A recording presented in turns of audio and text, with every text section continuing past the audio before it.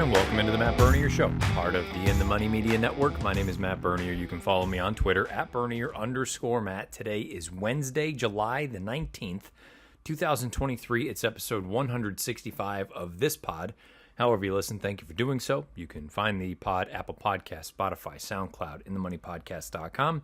You can also listen over on YouTube. Search bar Matt Bernier Show. You'll get this episode along with the 164 prior. As always, please rate, review, subscribe, thumbs up, thumbs down, comments beneath the video player, whatever those comments may be, positive, negative, suggestions, questions, anything. Things that you want to see going forward, things you want to see less of, hear less of, doesn't matter. Leave them beneath the video player. And again, thumbs up, thumbs down, and in your podcast feeds, make sure 5-star review, 1-star review, just leave a review, leave a rating.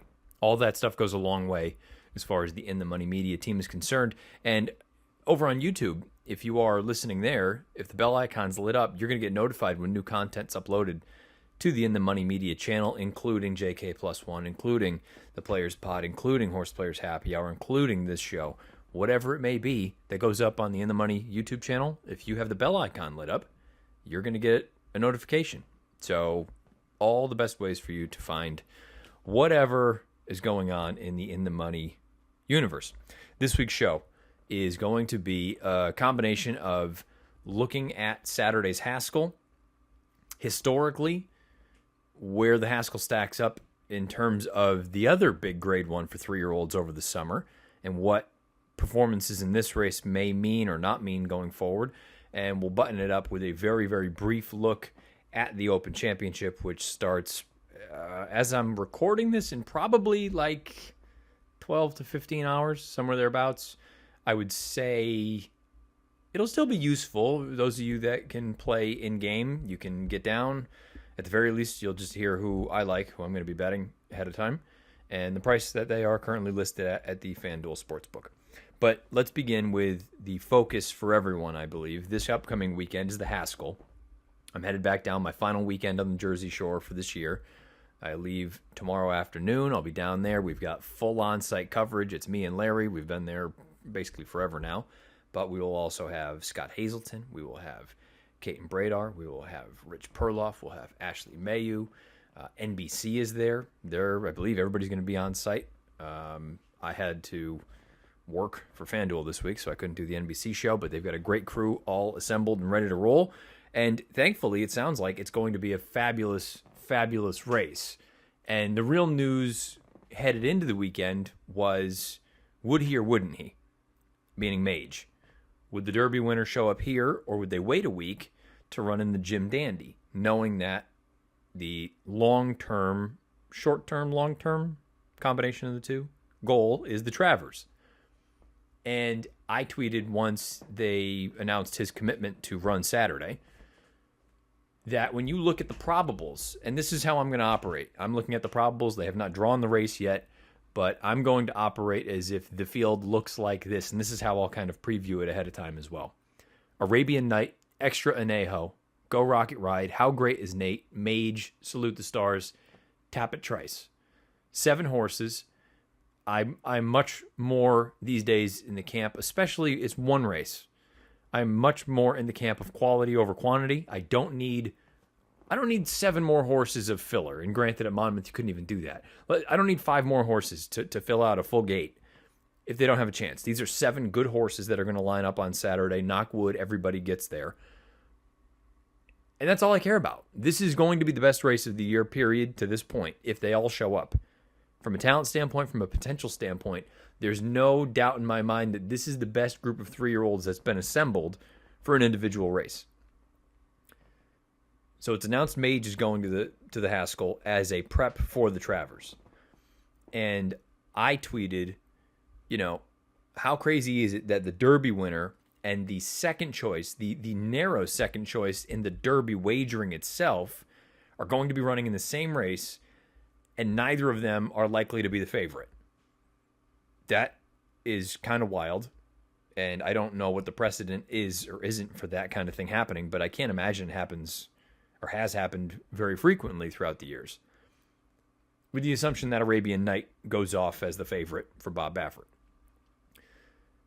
So then I started seeing people, Howard Kravitz, my friend, he's got the HHH Racing Pod with, with Paul Halloran and Pete Visco and everybody over there saying, maybe it's a little bit of shade thrown at the Haskell to term it as a prep race. And when I tweeted my piece there about how, great this race is going to be, I had someone reply and say, who cares? It's not happening at Saratoga.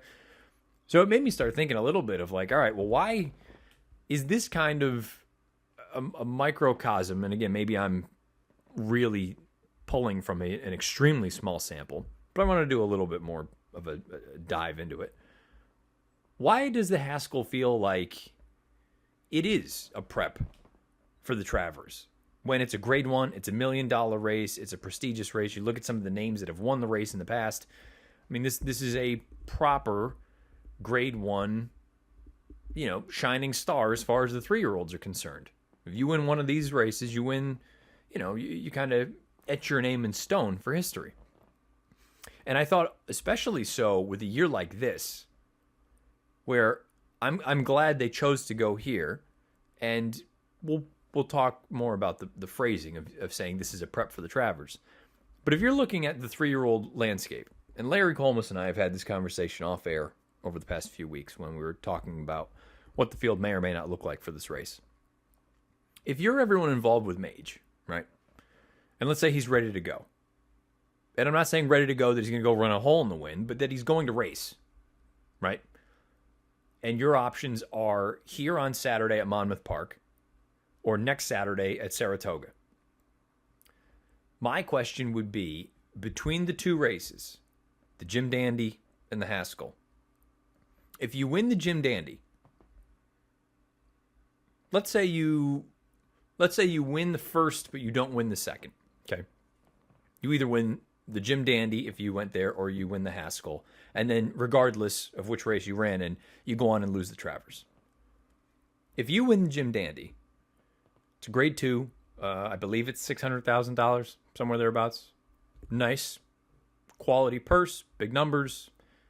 It's a good race. It's a grade 2. If you go to Monmouth and you win the Haskell, it's $1 million. It's a grade 1. And in terms of year-end awards, let's say you don't win another grade 1 going forward. You do still have 2 grade 1s in your back pocket, including the one that kind of is the trump card for the entire division in the Kentucky Derby. But for a horse like Mage, and I kind of feel this way about everyone, I'm not trying to shit on the Jim Dandy, but when they're so close in time, it's a difference between 4 weeks and 5 weeks between these races and the Travers. Why would you not run in the grade 1? As someone who thinks there are far too many grade 1 races, period. I can also sit here and think from a business decision, why would you not run in the grade 1 that inherently, if you win, you can arguably make a stallion off of this. If I'm looking at the board. If I'm Go Rocket Ride and I win this race, I end up with a stud deal, and in all the adverts, it says, winner of the grade 1 Haskell in, I'm just BSing here, in record time. Or if I'm Extra Anejo, defeated Kentucky Derby winner Mage in the grade 1 Haskell. Are they going to write anything about that if you win the Jim Dandy?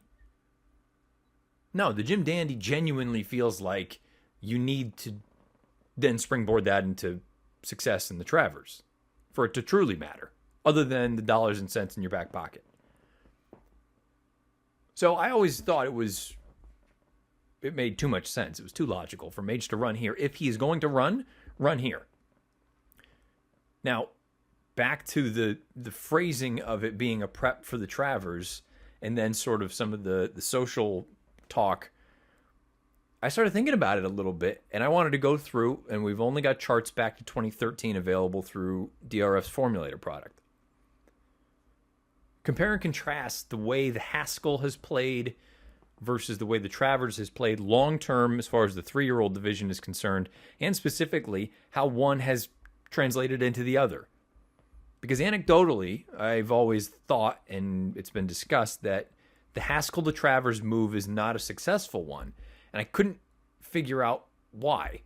And maybe that's part of the reason that there are the folks that point to the Jim Dandy to get to the Travers. Because historically, the Haskell to Travers move just it's not been fruitful. And I don't really know why. But going back to 2013, in the Haskell, Verrazano wins. He earns a 116 Beyer speed figure. You take a look at the horses that he ran against, and I was just stacking up. Like, if you needed to pick, in hindsight, which race was better, you give the check mark. They win. The Haskell in 2013 versus the Travers in 2013. Verrazano wins the Haskell with a 116 Beyer. The horses he beat, power broker, micromanage. The 2013 Travers will take charge wins with a 107 Beyer, so a much slower race. But he defeats horses in Moreno, Orb, Palace Malice, and Verrazano, who in a field of 9 finishes 7th. Really a non-factor. Okay, so that to me is a feather in the cap of the Travers. Haskell, Travers 2014, Bayern wins with a 111 Beyer. He defeats a field largely of nothing of consequence, with the exception of Untappable, the filly. She finished 5th that day. The 2014 Travers, not a great field either. V.E. Day defeats Tonalist, defeats Wicked Strong. V.E. Day earns a 102, so a much slower race. But Bayern runs in that race as well. He finishes dead last in a field of 10. So I guess another tick to the Travers being sort of purely in terms of how the races shook out, which one ended up being better. Travers is up 2-0. 2015, American Pharoah wins the Haskell with a 109 Beyer. He's brilliant doing so. The runner-up is Keen Ice, who earns a 105. They come back in the Travers. Keen Ice gets the better of him. He earns a 106. Pharoah finishes second with a 105. But both of those horses defeated Frosted. I suppose you could say either one of those is, Haskell versus Travers. I guess it's 50-50. I gave a slight nod to the Travers because the balance of the field included Frosted and included Texas Red and some other runners. Upstart. He was in both races, I believe. 2016. Exaggerator wins the Haskell. He defeats American Freedom. He defeats Gunrunner. He earns a 101 Beyer in the process. You go to the Travers. Arrowgate explodes with a 120. American Freedom is the runner-up again that day. He finished second in the Haskell and the Travers. Gunrunner finishes third in the Travers. Connect is in that field as well. He comes back and wins the Grade 1 Pennsylvania Derby ahead of Gunrunner. Creator was in that field. He won the Belmont that year. He's up the track. And your Haskell winner, Exaggerator, finishes 11th in a field of 13.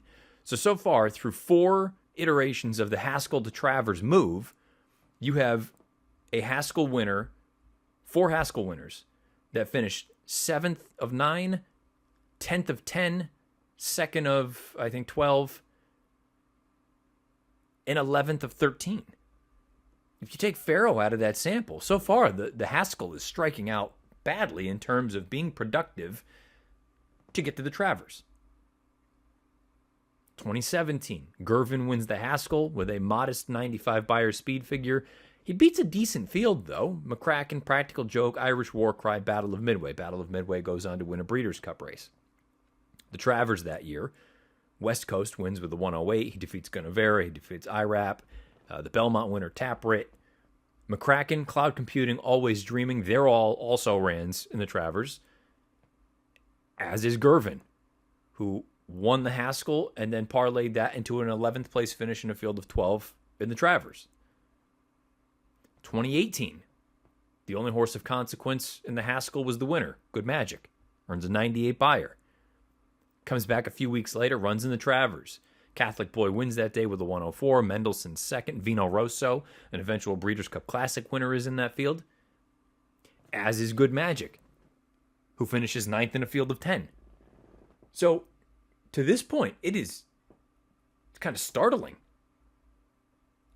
how bad the Haskell winners then went on to do in the Travers. 2019, I would go with an asterisk. Oh, and by the way, I think the Travers was the better race in all of those 6 instances. 2019, rather large asterisk. Maximum Security wins the Haskell with a 102, defeats Mucho Gusto, defeats Spun to Run. The only horse of those three that comes out to run in the Travers is Mucho Gusto, who runs third. I guess you give the nod to the Haskell primarily because, put maximum security aside, Mucho Gusto goes on to win the Pegasus next year, spun to run, wins the Dirt Mile, so a good field. And the Travers that year was largely meh. Code of Honor won. Tacitus did what Tacitus always did, finished second or third.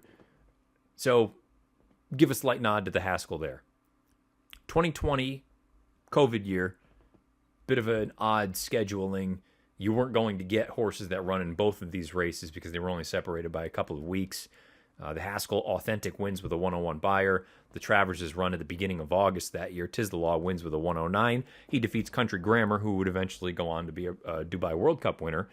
But I'd have to give the nod to Authentic and the Haskell in that spot because not only did he defeat Tis the Law on the square in the Derby at the beginning of September, but he went on to win the Breeders' Cup Classic. In 21, the Haskell featured the disqualification of Hot Rod Charlie. Mandaloon is elevated to victory via DQ. Midnight Bourbon unfortunately went down that day. But thankfully he was okay, and he came back and he ran in the Travers, and he ran a good race, but he could not defeat Essential Quality. They both earned 107s that day. I'd give a slight nod to the Travers. And then last year, I give a nod to the Haskell. And this is really, sort of the best effort from a Haskell winner in the Travers since Faro in 2015. Cyberknife wins the Haskell with a 102, defeats Taba, defeats Jack Christopher, defeats Benevengo, who we saw on the Jersey Shore a couple weeks ago, earn a 104 in his return going short. I would love to see him in the four-go before they tried to go back to two turns. That's just my opinion. Another story for another day.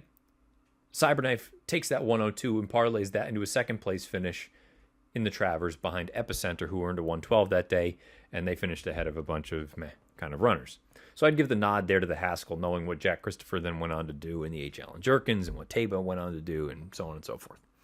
But the key takeaway, the past 10 years, you have had 1, 2, 3, 4, 5, 6, 7 horses that have won the Haskell and gone on to run in the Travers. And those 7 winners went on to finish 7th, 10th, 2nd, 11th, 9th, and 2nd. For the life of me, I can't figure out why. There's 5 weeks between the races. That's kind of what a lot of the modern thoroughbred is trained for, spacing-wise. I mean, are the tracks different? Absolutely. Are they that much different? Maybe so. Apparently so. And remember, Baffert didn't even really want to run Faro back in the Travers. That was more of an ownership call. And he got cooked in the pace duel with Frosted, and it's set up for Keen Ice. So he could have won that race, certainly. He ran a winning race. He just didn't win. And Cyberknife ran very well, but he was on the lead in the Travers that day, and I think he's better with a target, and really neither here nor there because Epicenter ran a hole in the wind. But beyond that, all the Haskell winners have come back and been dreadful in the Travers. So full circle. The phrasing, is it disrespectful or does it matter? If you're a Saratoga fanboy, obviously it's not going to make a difference to you.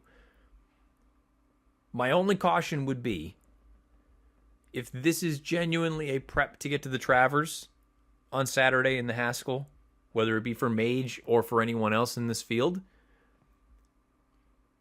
historically, at least for the past 10 years, and I understand it's a small sample, but it's not been a particularly good one. Personally, I think it's the only call if you're Camp Mage or Team Mage, for the reason I brought up at the beginning, that if you win this race on Saturday, even if it is a prep, air quotes, prep, because it's a grade one, if you win, you go a long way into locking up divisional honors. You're probably not going to win Horse of the Year unless you defeat Cody's Wish or something crazy happens with Cody's Wish. Because it seems like things would probably need to go sideways for Cody's Wish not to be Horse of the Year. At least in my opinion. But if you're Mage and you win this race on Saturday, you have I would say a pretty good stranglehold on 3-year-old champion honors. And that's regardless of how you perform in the Travers. So I think it's the right move to run him here. I would caution anyone, though. If you're looking with an eye toward the end of August up north, past 10 years anyway, would say this is not the strongest move, the most productive move, to go from the Jersey Shore up to Saratoga. Now, as far as the race itself is concerned, I'm operating off of the probables. Things could change. The race is not drawn. I don't know posts. I don't know any of that jazz. But I've gone through. I've done the tape. These are my thoughts on each of the runners in here. I've not priced it out. I'll wait to do that over the weekend. Arabian Night, he didn't beat a great deal in that race at Oaklawn at the beginning of the season. But I think the most striking thing about him, I'm not going to make the American Pharoah comp. I think that's a bit crazy. I know some people have. I think that's a bit over the top.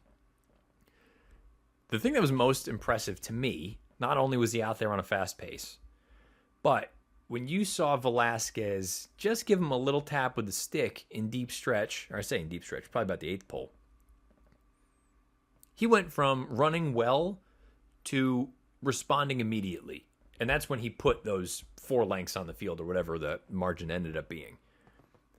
Which, to me, is kind of the sign of a horse that's got a great deal of potential. And this is just my interpretation. I don't know jack shit about jack shit as far as horses and actual behavior.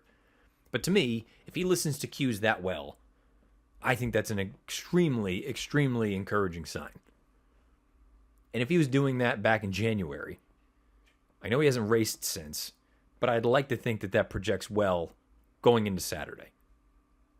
And we all know Baffert's record at Monmouth Park. It's sparkling. And if he believes this is his best horse, his best 3-year-old, he's not just showing up just to show up.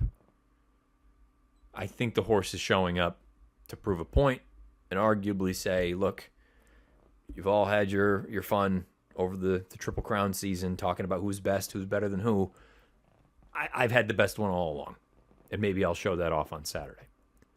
Extra Anejo. This was a horse last year as a 2-year-old some people were looking at saying he could be a Derby prospect and be a Derby contender, a Derby favorite. Then he got hurt. He got dinged up a little bit, gone for a long time, came back on Derby weekend, was defeated, and then he came back at Ellis Park and he won like a good thing, and that was at that oddball mile configuration there. Turn and a half, whatever you'd like to call it. I thought he was really good. He was really never asked for his best. And I don't know what he beat that day, but he might be a hair light on figs. I think he's going the right way, though. And in terms of gambling, I think there's a scenario that he is at best 3rd choice and perhaps, I don't think he'll be 5th choice, but he could be the 4th choice. And in a 7-horse field, if you just wanted to ballpark it and say he's 6-1, 7-1, man, that's pretty tempting. That's pretty tempting. Go Rocket Ride. I just went back and watched his Affirmed.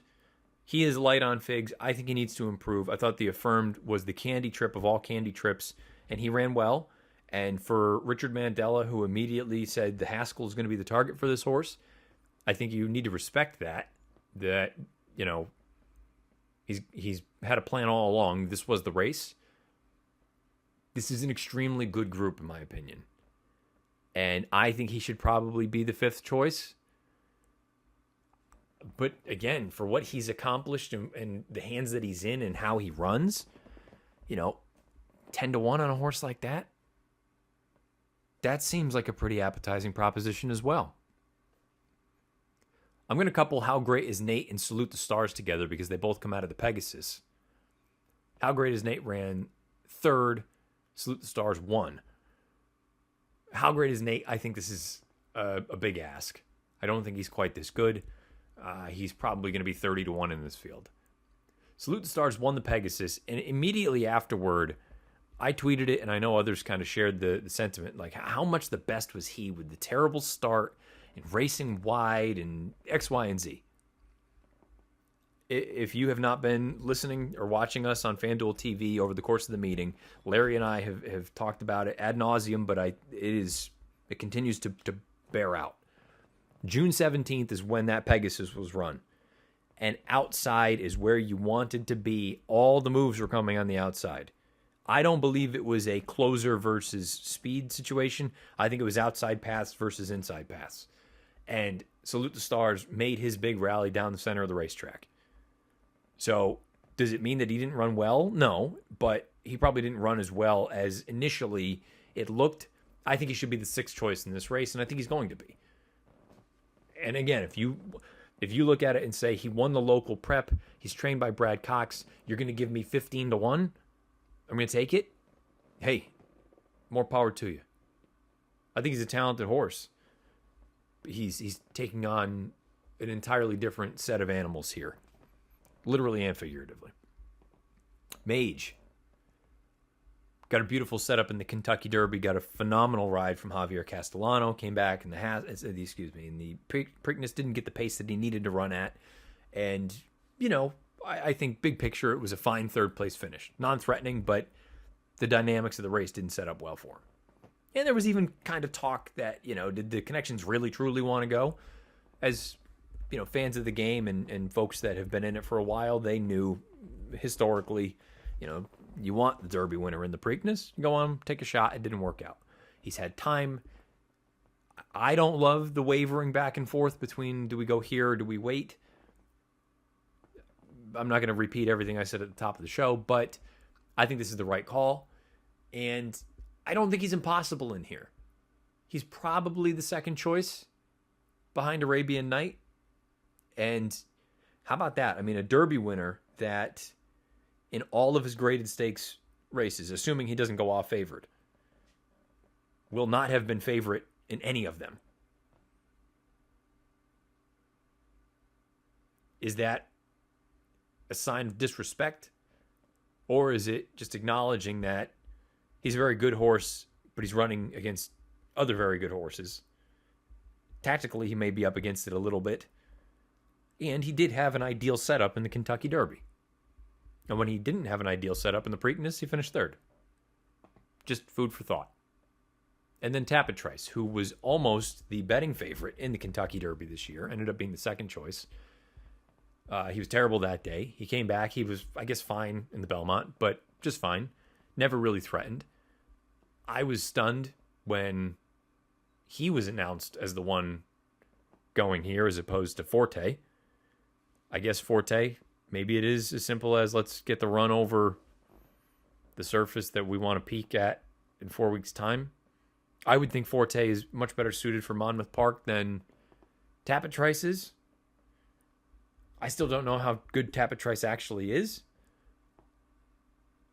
But he's no higher than third choice.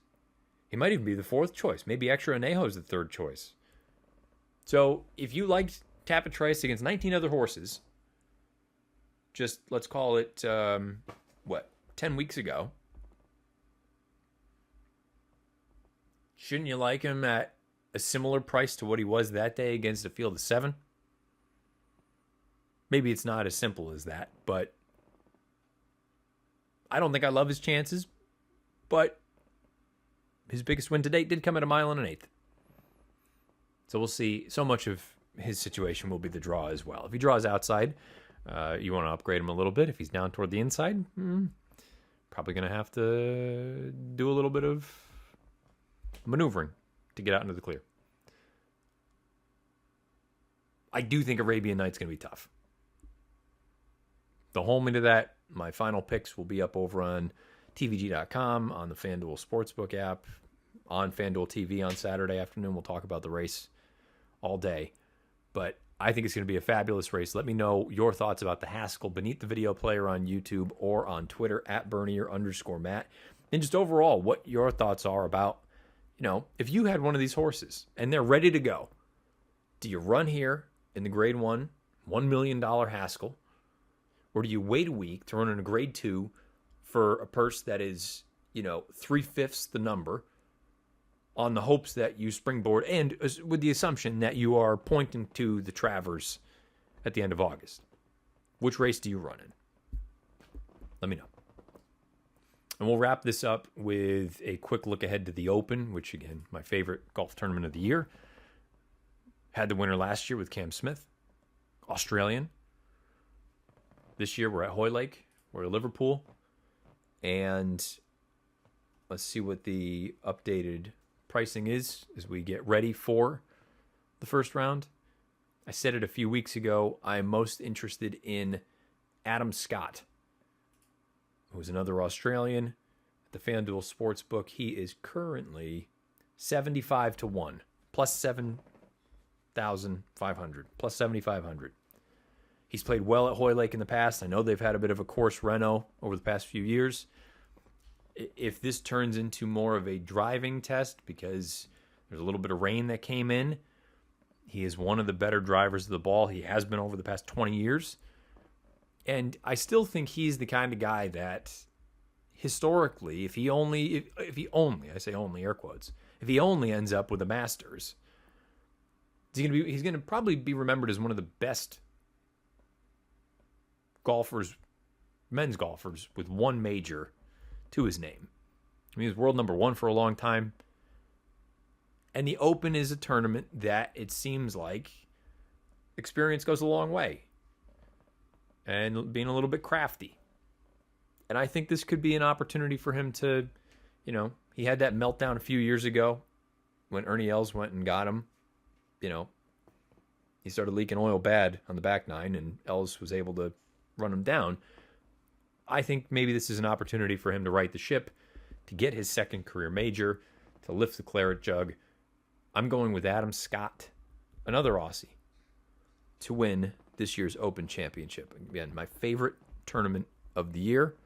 I've had success betting it in the past, and hopefully I have some success again this year. Let me know, same spots beneath the video player or on Twitter, who you like in the Open Championship. That's going to do it for this week's show. However you listen, thank you for doing so. Apple Podcasts, Spotify, SoundCloud, InTheMoneyPodcast.com. YouTube, search bar Matt Bernier Show, and get this episode along with the 164 prior. Continue to check out Horse Players Happy Hour.